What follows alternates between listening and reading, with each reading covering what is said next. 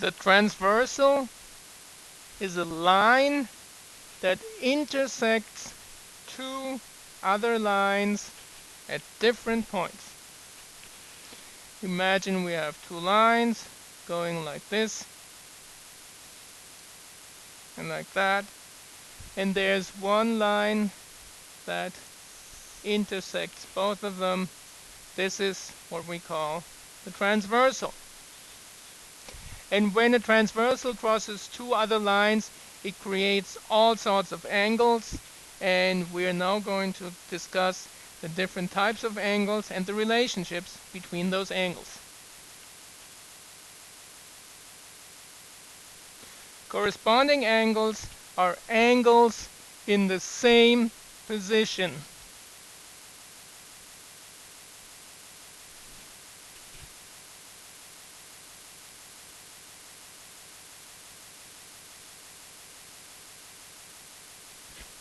If we look at these lines that are being crossed by a transversal, we see that we have angles being formed here and here. And if I just pick one of those angles,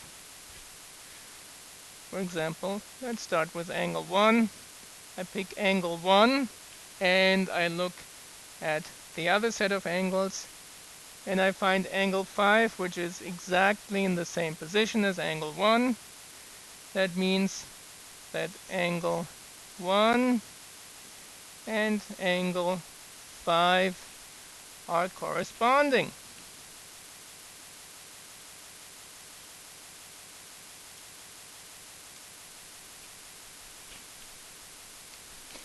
Let's look at this other set of angles over here and pick two different angles. For example, I could now pick angle 2. And if I pick angle 2, I can see that angle 6 is in the same position, and therefore angle 2 and angle 6 are also corresponding.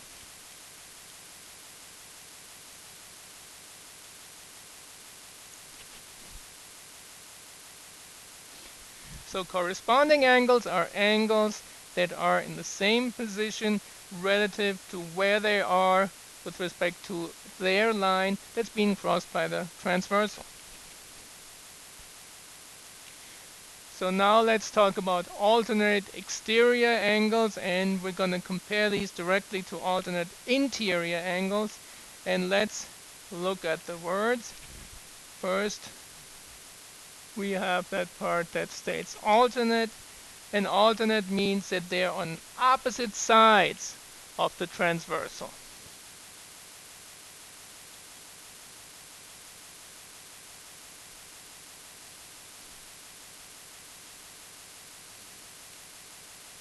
So that's true for the alternate exterior angles as well as the alternate interior angles.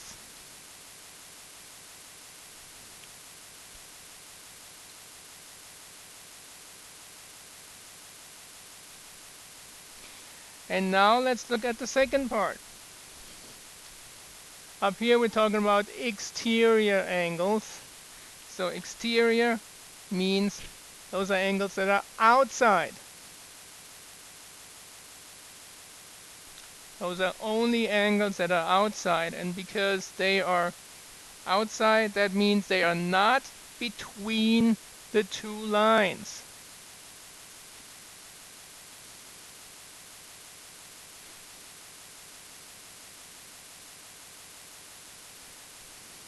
So if they're not between those two lines, what we're going to do is, first of all, we're going to just cross out all that part here on the inside. We're not worrying about that. We're not looking at that. We're only looking at angles that are on the outside. And opposite means they are on opposite sides of the transversal. So if I look at angle number 1, which is above the transversal, the alternate exterior angle to this one is angle 7. Therefore, angles 1 and angle 7 are alternate exterior angles. We can also find another pair, changing the color for that. Angle 4 is below the transversal, so the alternate exterior angle to angle 4 is 6, which is above. Angle 4 and angle 6 are alternate exterior angles. And now we got our alternate interior angles, and you guys knew it. Interior means they're on the inside. So these ones are between the two lines.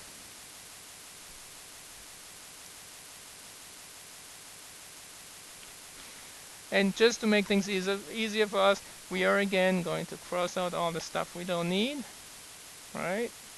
Cross out everything that's on the outside. And look at alternate interior angles.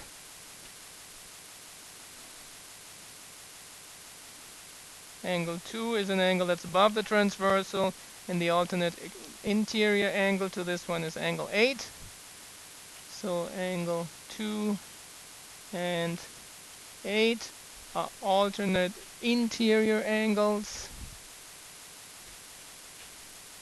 And again, we can find another pair. Angle 3, which is below the transversal, is an alternate interior angle to angle 5.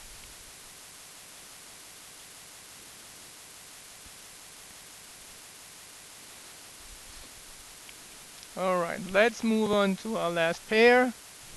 Consecutive interior angles. Well, consecutive means that they are on the same side of the transversal.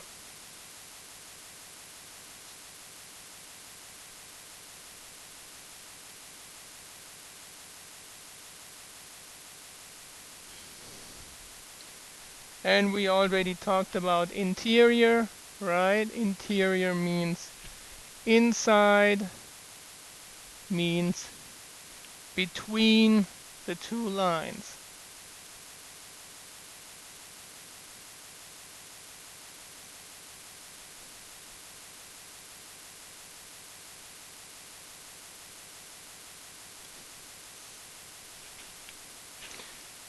Again, if they are between the two lines, I'm gonna cross out everything that we don't need, just so we don't get confused with so many angles. Right, there are quite a few of them here. So, on the same side of the transversal, what do we have?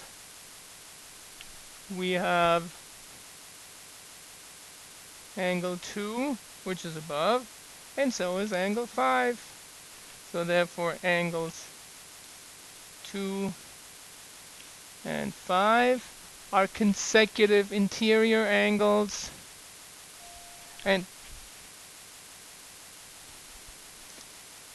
we also have two angles that are below the transversal, angle 3 and 8, and angle 3 and angle 8 are again two consecutive interior angles.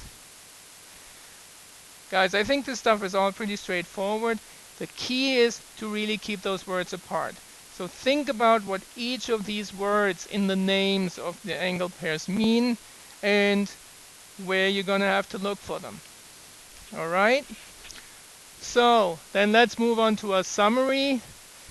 I want you to take a few minutes now to look around the room where you sit and watch what's going on outside around you. Which walls are parallel planes?